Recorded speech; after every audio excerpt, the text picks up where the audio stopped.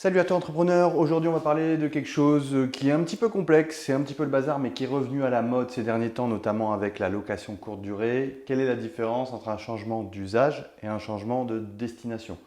Donc souvent les gens font l'amalgame des deux.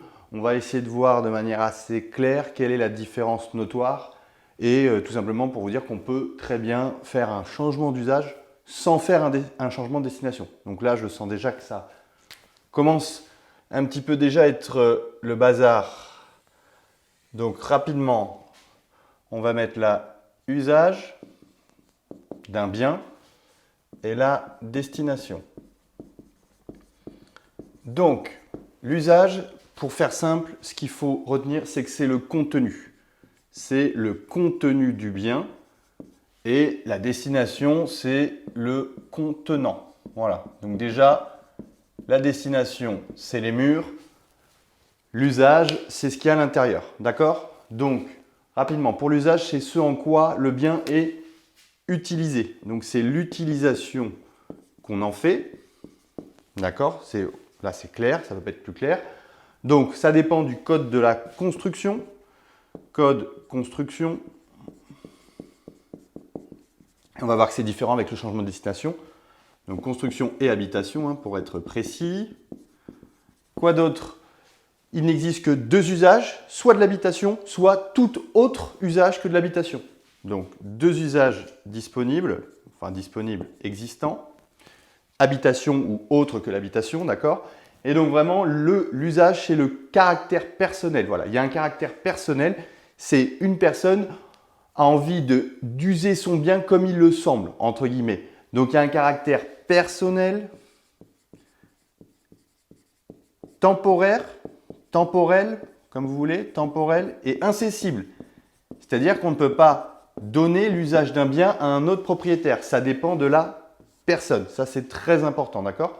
Donc, il peut y avoir un caractère définitif. On peut faire un changement d'usage définitif, mais, et là on y vient, c'est sous compensation, d'accord? Avec offre de compensation. Quand on veut changer l'usage d'un bien de manière définitive, il va falloir en général faire une compensation. D'accord? C'est la fameuse loi Allure de compensation concernant la location courte durée.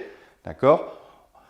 Pour vous donner un ordre d'idée, à Bordeaux, quand elle a été mise en place, donc la loi du 24 mars 2014, après le décret d'application, ça a été vers 2018, la mairie a autorisé pendant un laps de temps des changements d'usage sans compensation pour les propriétaires d'appartements. Voilà. Il y avait un laps de temps sur lequel les gens pouvaient faire un changement d'usage qui, attention, est temporel et incessible, d'accord? Sans compensation. Voilà.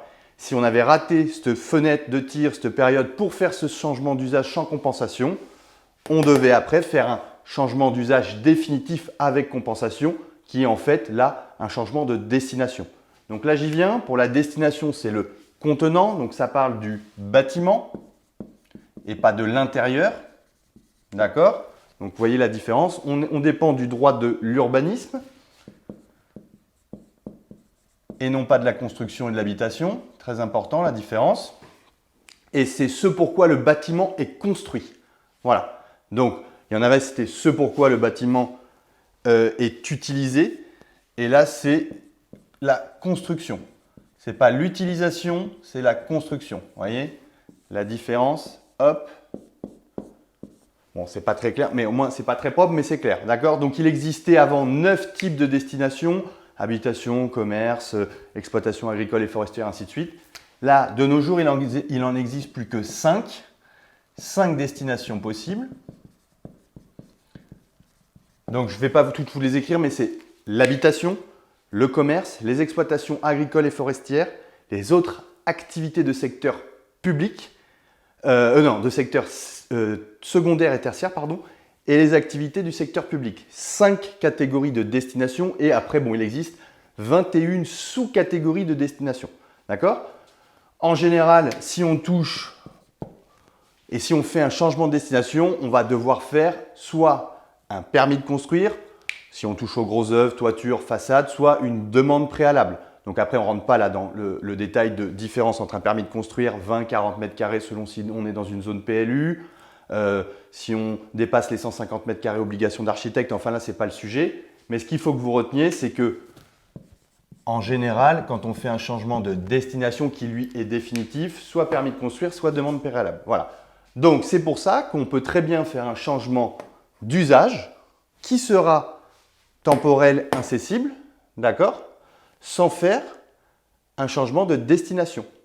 Mais si on veut faire un changement d'usage définitif, dans ces cas-là, on devra faire une compensation, très important, sauf cas de figure des locations courte durée où les mairies ont autorisé pendant un laps de temps donné de faire un changement d'usage sans compensation, mais qui reste temporel et incessible. On ne peut pas le donner à quelqu'un d'autre. C'est quand on arrête son activité qu'on vend, il faudra que le nouveau propriétaire refasse les démarches. Le changement de destination, lui, c'est le contenant, c'est le bâti. Et donc là, on parle de changement de destination avec permis de construire ou demande préalable. Attention pour les copropriétés, loi du 10 juillet 1965, le droit privé prime sur le droit public, d'accord? Dans une copropriété, renseignez-vous au prix de la copropriété s'il n'y a pas de clause, et notamment la clause de bourgeoisie exclusive ou semi-exclusive, avant d'entamer même des changements d'usage temporel. Voilà, affaire à suivre.